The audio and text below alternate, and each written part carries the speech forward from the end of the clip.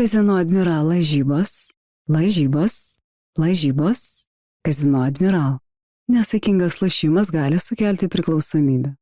Sveiki, su pergale visus. Tai, ką mes matome, yra turbūt bene geriausias Žalgiris nuo Šaro laikų. O jei tiksliau, nuo 2018 metų sezono, kuomet Žalgiris buvo Eurolygos finalo ketverte. Ir šiame video noriu apžvelgti būtent tai, kas vyko penktadienio vakarą Stambule. Kaip Tomas Masiulis apžaidė Šarūną Jasikevičių, kur labai ryškiai matosi Žalgirio progresas ir kokie buvo pagrindiniai kauniečių taktiniai ginklai bei rungtynių individualūs herojai šiame mače. Jeigu jums patinka tokie video ir jeigu vertinat mano darbą naktimis, tai paspauskit like, prenumeruokit kanalą. Tokiu būdu nepraleisit ir vos už kelių dienų pasirodysiančio video apie mano kelionę į USA, ten irgi bus labai įdomu. Na, o dabar keliaujam į analizę. Sakiau, kad Žalgiris kaip ir dominavo praktiškai visas rungtynes, bet rungtynių pradžioje Feneris per pirmasis 5 minutės turėjo 10 taškų persvarą. Ir viskas prasidėjo nuo Šarūno Jasikevičiaus pasirinkimo prieš Silveną Francisco. Čia nebuvo nieko keisto. Labai agresyvus stepautas, vos ne dvigubinimo gynyba prieš Žalgirio lyderį. Ta Šarūnas Jasikevičius mėgsta prieš varžovų perimetro žvaigždes. Ir čia po krepšiu ateina labai ryški pagalba nuo Ąžuolo Tubelio, kuris laisvas prameta tritaškį. Paprasčiausiai tariant, Šaras visada renkasi tokią strategiją, kad geriau bet kas kitas įveikia mano komandą, negu varžovų lyderiai tiesiog žaidžia 1-1, 2-2 ir renkasi taškus iš tokių situacijų. Ir tokia tema buvo visų rungtynių metu. Mes dar apie tai tikrai šnekėsim ne vieną kartą šitame video ir ypač jo pabaigoje, kur ta gynyba perėjo į dar šiek tiek aukštesnį lygį. Matome, kad ir pirmojo kėlinio viduryje čia labai vėl agresyvus žaidimas gynyboje prieš Silveną Francisco prie ispaniškojo pick and rollo ir čia Žalgirio lyderis suklysta. Galiausiai po dar pusantros minutės vėl tas pats scenarijus, šį kartą prancūzo perdavimas tikslesnis į trumpąjį nusileidimą, bet Moses Wrightas čia prameta. Ir iš pirmų 3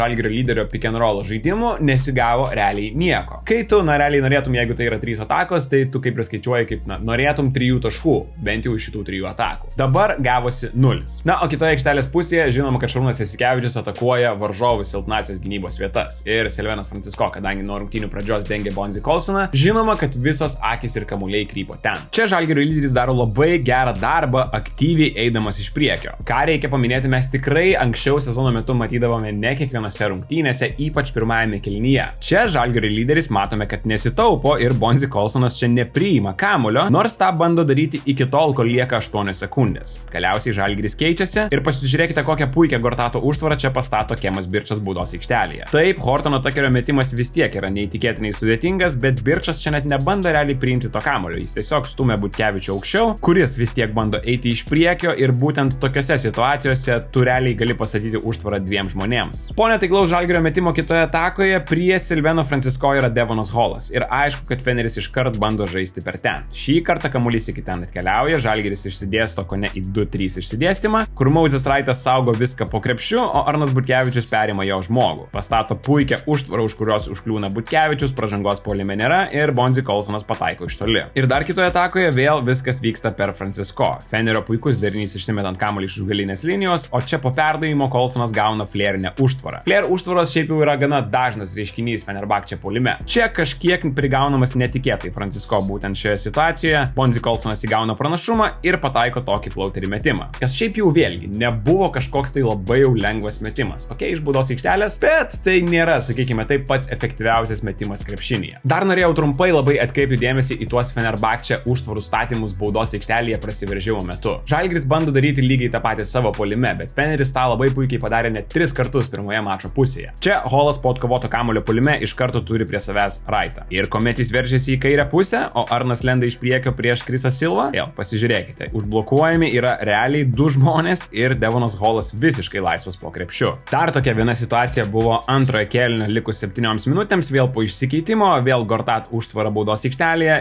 2 baudos metimų Veidui Baldwinui. Kodėl aš jums visą tai rodau, jeigu jūs norite girdėti, kaip Žalgiris laimėjo, o ne kur klydo pirmoje mačo pusėje? Dėl to, kad ketvirtajame kėlinyje buvo labai puikus Žalgirio gynybos epizodas susijęs su būtent šiuo dalyku. Gerai, bet apie jį vėliau. Pakalbėkime, kaip Žalgiris grįžo po tokio gana greito Fenerbahče knockdowno. Viskas prasidėjo nuo tiesiog teisingai išsirenkamų taikinių puolime. Lygiai taip pat kaip ir vyko iš Fenerbahče pusės. Mačo pradžioje Ąžuolas Tubelis prieš Miką Jantuneną. Niko Meli traumuotas, jo tikrai labai trūksta Šarūnui Jasikevičiui ir Tubelis čia žaidžia 1-1 prieš Miką Jantuneną ir daro tą labai sėkmingai. sėkmingai. Po 3 minučių Iversono kirtimas ir 2 prieš 2 laisvame kampe tam, kad būtų atakuojama Jantuneno gynyba. Ir vėl Ąžuolas Tubelis gauna kamuolį baudos aikštelėje ir vėl sėkmingai susitvarko su savo varžomu, pasisukęs į savo mėgstamą kairę ranką. Bet iš tikrųjų tai Žalgiris grįžo į rungtynes ir išėjo į priekį būtent dėl savo geros gynybos. Ir pasinaudodami tą savo gerą gynybą, nubėgdami labai greitai į kitą aikštelės pusę. Prieš Fenerbahče gynybą, kas yra visiškai elitinė gynyba, pozicinėme krepšinyje tu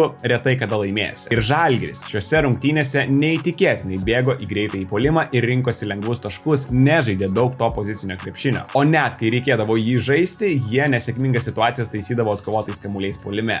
2 dalykai, kurie prieš Fenerbahče tave gali atvesti į sėkmę ir būtent tai padarė penktadienio vakarą. Taškai greitajame puolime Žalgiris 25, Fenerbahče 6, taškai po antrųjų šansų 16-5. Tikrai dabar nespėjau per naktį patikrinti visų Fenerbahčės rungtynių šiame sezone ir praėjusiame sezone, čia reiktų atsiversti tikrai daug rungtynių ir pasižiūrėti, bet manau, kad turkai nėra pralošę prieš Šarūną Jasikevičiaus šitų 2 kategorijų tokiu bendru rezultatu. Čia ir vėl mes matome, kaip Feneris nori atakuoti Silveno Francisko. Ir kuomet Žalgiris sustoja į 2-3 gynybą, Krisas Silva nori užblokuoti Arną Butkevičių, kad ir vėl Kolsonas būtų laisvas ten toje silpnoje pusėje. Bet Arnas išeina iš tos užtvaros vieną kartą ir tuomet puikiai čia aktyviomis rankomis perima tą kamuolį. Nepaisant to, kad Raitas šiek tiek vėluoja su pirmu perdavimu, Silveno Francisko greitis leidžia jam apeiti Devoną Holą, o Arnas Butkevičius čia aplenkia Bonzi Kolsoną ir pelno 2 taškus su pražanga. Tuomet aikštelėje pasirodo Dovis Giedraitis, kuris dengia Veidą Baldviną. Čia jau jis nori priimti kamuolį baudos aikštelėje. Bet pažiūrėkite į Dustino Slyvos poziciją. Jis ją išsirinkęs tiesiog tobulai ir spėtų į aukštą perdavimą Baldvinui baudos aikštelę ir spėja prie šito skerso perdavimo Birsenui. Ir Arnas Butkevičius vėl naudojasi taškais greitoje atakoje. Tai kaip Fenerbahče bandė atakuoti Silveno Francisko žaisdami nugarai krepšį, taip Žalgiris naudojosi tuo laiku, kai aikštelėje buvo Nando De Colo. Jo plius-minus rodiklis visų rungtynių metu tik -1, bet realiai puolime žalgiriečiai susikūrė žiauriai daug gerų situacijų visų rungtynių metu būtent per jį. Iš pradžių Arnas Butkevičius naudojasi savo ūgiu ir sukuria Žalgiriui antrąjį šansą. Ir po to įsivarnėdamas kamuolį į tritaškį jis čia labai gražiai sureaguoja, kur eis Dovis Giedraitis. De Colo nesusikalba su Baldvinu, Butke vėl laisvas ir vėl taiklus. O tada prasideda Dustino Slyvos laikas ir jo nuostabūs dalykai. Kalbėjome apie jį jau praėjusią savaitę, bet tiesiog negaliu nepagirti dar kartą, kiek didžiulių epizodų šiame mače. Čia jis tiesiog iš niekur atkovoja kamuolį puolime. Kamuolį, kuris realiai turėjo jau priklausyti Fenerbahče komandai. Tada po išsimetimo Žalgiris nori atakuoti Birseną ir jo 2 prieš 2 gynybą. Prieš Modolo, kaip ir prieš Francisko. Birsenas naudoja čia, gal ne 2 žingsnių stepautą, bet 1 žingsnio stepautą. Ir kadangi dešinėje pusėje yra žiauriai daug vietos, o Slyva tos užtvaros realiai ir nepastato, jis yra laisvas ant tritaškio ir čia jokių abejonių jo veide nematau. Labai panašiai su išsidėstymu Žalgiris sužaidžia ir antrojo kėlinio pabaigoje. Sisko prie 2 užtvarų aikštelės viduryje renkasi eiti į kairę pusę. Ir kadangi prie jo visas rungtynes buvo 2 žmonės, Slyva tos užtvaros nestato, atšoka, o Moses Raitas kerta link krepšio, tai pravalydamas būtent tą aikštelės vietą, kadangi žmogui iš kampo ten yra per daug sudėtinga atbėgti. Tie Slyvos probėgimai realiai kiekvienose rungtynėse yra problema varžovams. Kad ir tokie maži dalykai kaip čia. Pirmojo kėlinio pabaigoje pusiau greita Žalgirio ataka ir Slyvas sprintuoja visų 100% prabėgdamas pro Modolo. Čia galbūt varžovai gali ir nesusikalbėti. To šioje situacijoje nėra, bet jis prabėgdamas taip atidaro prasiveržimo kelią Modolo į dešinę pusę. Ir net kai Žalgiris nedarė gerų dalykų puolime, jie vis tiek rinkdavo taškus. Ir tai būdavo visų pirma atkovotų kamuolių puolime dėka. Ir jeigu būdavo tokia situacija, kad Žalgirio aukštaūgis likęs prieš Fenerio mažiuką, Žalgiris labai aktyviai bandė tai išnaudoti. Čia Tubelis prieš Holą ir yra 2 taškai.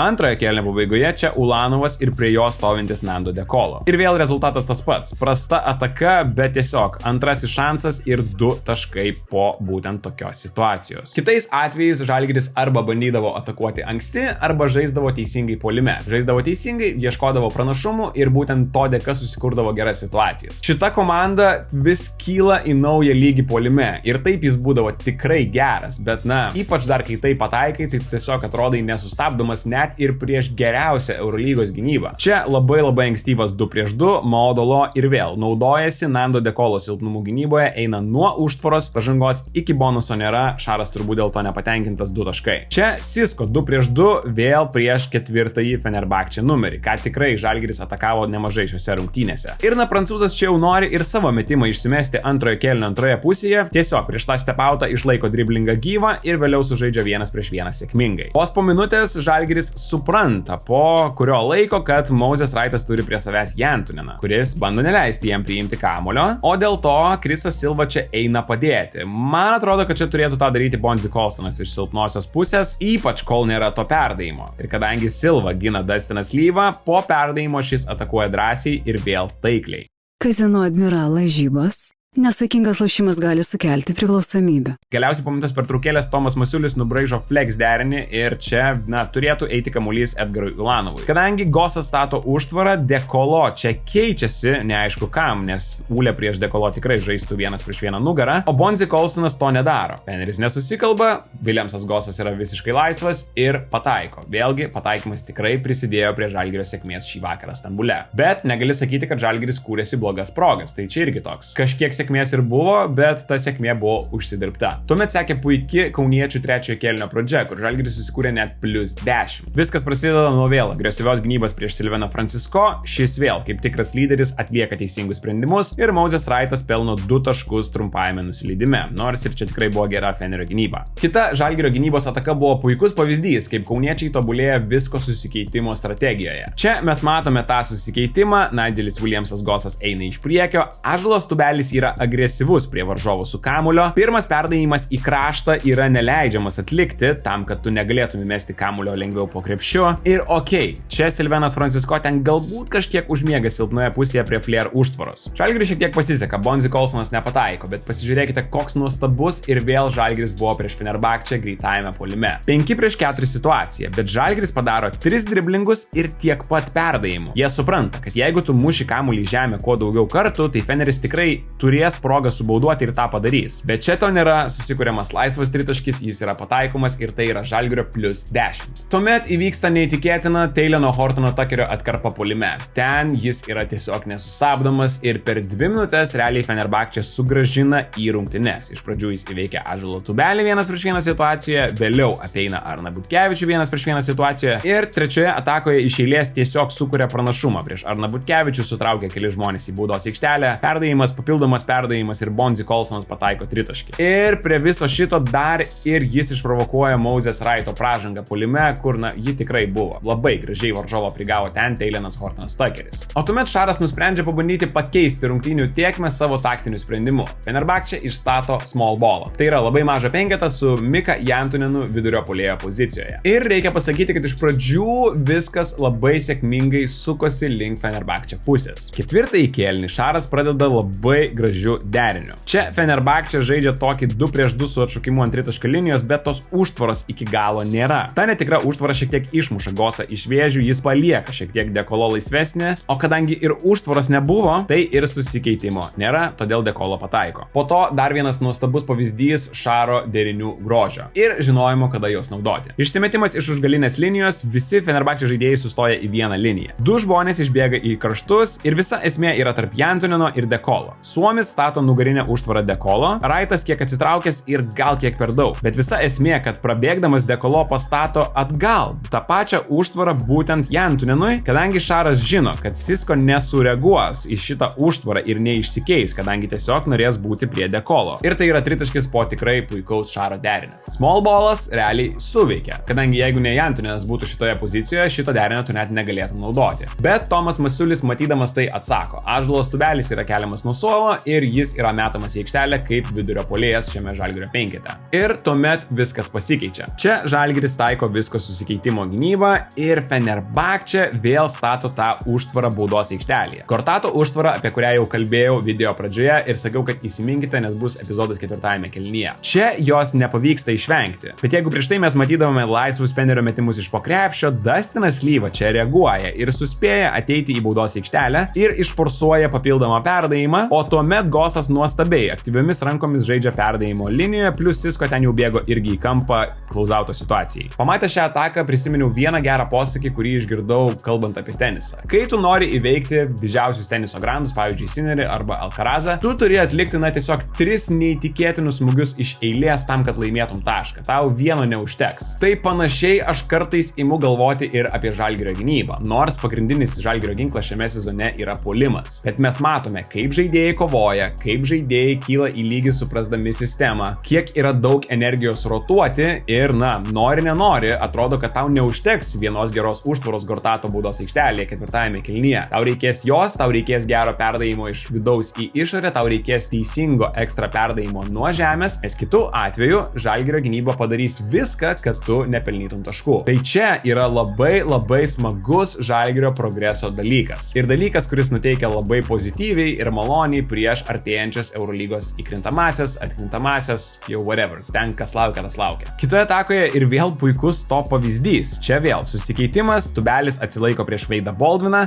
Sisko gal kiek kampe pameta Nando De Colo, bet yra Raitas, kuris jam ateina padėti, ir Butkė, kuris ateina padėti Moses Raitui ir išmuša tą kamuolį. Žalgiris ir vėl po geros gynybos skuodžiai greitai į puolimą, nori lengvų taškų prieš Fenerbahče komandą. Nigelis Williamsas Gosas yra laisvas kampe, pataiko tritaškį ir tai yra +6. Ir kaip smagu yra tą stebėti. Komanda žaidžia taip gynyboje, bėga į greitai į puolimą, kaip ir minėjau. Prieš Fenerį pozicinėme krepšinėje tu nelaimėsi. Ir anksčiau žalgiriečių komplektacijos ir žalgiriečių žaidimas būdavo toks, kad mes nebėkime į greitai į puolimą, mums reikia viską tvarkingai, žinoti, ką atakuoti. Šiame sezone yra įvykęs pasikeitimas. Šiame sezone yra nebijoma bėgti į greitai į puolimą, kadangi greitasis puolimas ant popieriaus turi didžiausią taško per ataką vidurkį. Tai tiesiog natūraliai. Kuo daugiau tu bėgsi, tuo tau bus geriau. Aišku, reikia viską irgi daryti teisingai. O dabar metas ir vėl prisiminti Ąžuolo Tubelį ir jo pagerėjusią gynybą switch-all situacijose bei jo neįtikėtinus dėjimus vėl ir vėl. Šioje situacijoje 4 kėlinyje Tubelis sustovi prieš Nando De Colo, yra pakankamai arti, kad jam neleistų mesti iš toli, bet ir neprasileistų jį po krepšiu, čia tiesiog jį blokuojant. Iškart po to jis sprintuoja ir vėl. Pasižiūrėkite į tuos pirmus 3 žingsnius ir jo reakciją išbėgant į greitai į puolimą. Vėliau seka neįtikėtinas dėjimas per Hortoną Tuckerį ir tiesiog ėjimas ramiam lyg niekur nieko. Hortonas Tuckeris gal yra ir žemesnis už Ąžuolo Tubelį, bet nežinau, ar visi žinote, jis turi bene didžiausią skirtumą tarp jo ūgio ir rankų ilgio visoje NBA istorijoje, kas tikrai padaro šitą dėjimą dar labiau įspūdingesnį. Galėjome pamatyti ir dar įspūdingesnį dėjimą kitoje Žalgirio atakoje. Čia vėl prie Silveno Francisco 2 žmonės, ką mes matėme nuo pat rungtynių pradžios, short rolė Moses Raitas ir labai žemai jį pasitinkantis Birsenas, kuriam vos neatsitinka Frederiko Vaiso scenarijus, kadangi Moses Raitas realiai peršoko per jį, tiesiog neįdėjo kamuolio iki galo.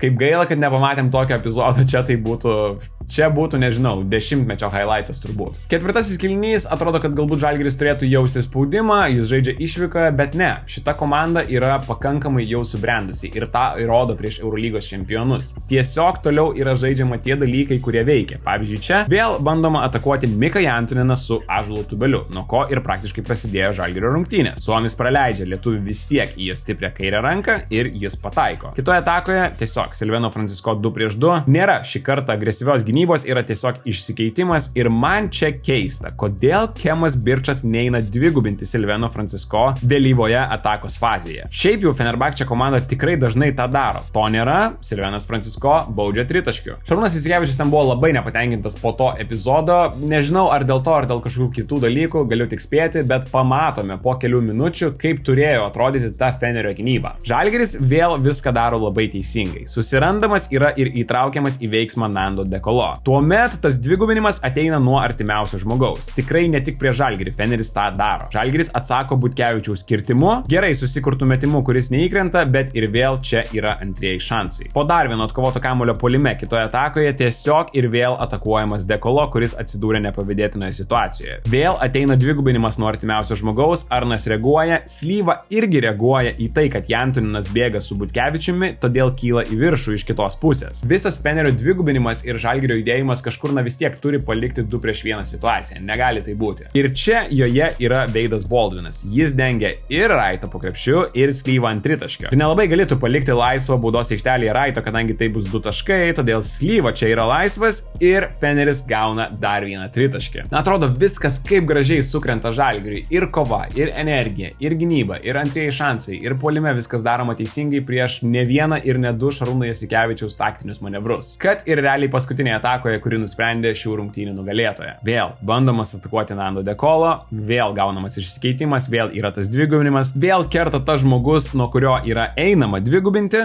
Slyvas skirsto kamuolį, Gosas atakuoja klauzautą ir pataiko sudėtingą metimą. Tai taip, Žalgiris iškovojo pergalę Stambule ir tiesiog dėjo labai rimtą pareiškimą, kad tikrai tai yra geriausia komanda Žalgirio nuo 2018 metų ir kad šita komanda tikrai gali patriukšmauti labai rimtai šiame sezone. Man atrodo, kad šita komanda kyla į savo piką labai reikiamų momentu ir dėl to yra labai smagu. Iškovotos 2 super pergalės prieš labai stiprias komandas - Madrido Realą, Stambulo Fenerbahčę. Tačiau dabar laukia ne ką mažiau svarbesnės rungtynės prieš komandas, kurios yra arba arti play-ino zonos, arba Žalgirio tiesioginis oponentas dėl galimybės nežaisti play-ino turnyre ir tiesiog tiesiai keliauti į top 6 į Eurolygos atkrintamasis. Tai čia dar niekas nebaigta, bet yra labai smagu. Jeigu jums patiko šitą analizę, nepamirškite paspausti like, parašykit komentaruose, ką galvojat, kas jums labiausiai patiko šitose rungtynėse, prenumeruokit, o mes pasimatysim jau labai greitai, vos už kelių dienų. Ačiū, kad žiūrit. Iki.